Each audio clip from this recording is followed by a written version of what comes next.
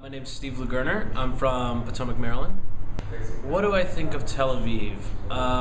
It was really interesting. I had talked briefly beforehand with my girlfriend just about the different cities we were going to go to. She said, oh, Tel Aviv's kind of like New York. And I got there and I was constantly reminded, because I had lived in New York for 2 years, that Tel Aviv, it kind of had that feel. Like it felt just like New York. Looking at the different urban problems they had, I talked a lot with the Israelis on the bus, just asking them questions and picking their brain. What's the traffic like here? What's the parking situation, which apparently is just a huge problem. But it was really great. We had been, the first part of the trip up in the north, which was a great experience. But this was kind of the first kind of modernization of Israel that we got to experience, and it was interesting. How are people in Tel Aviv different than the other places? Just the different people that I was able to talk to.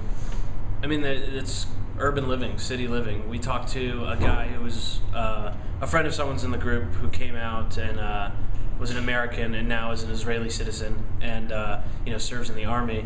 And he couldn't stop smiling about how happy he was to be here and how great a decision. He's from New York too, so it was interesting. So we had a lot to talk about.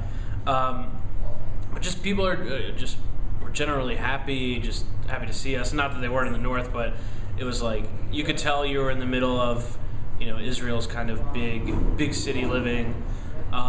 Everything you hear about Tel Aviv is like the hub of technology. All these different technology companies that are here. It's really what goes on in Tel Aviv is really innovative, and the people there are innovative, and it came out just walking the streets and talking to people, pretty much.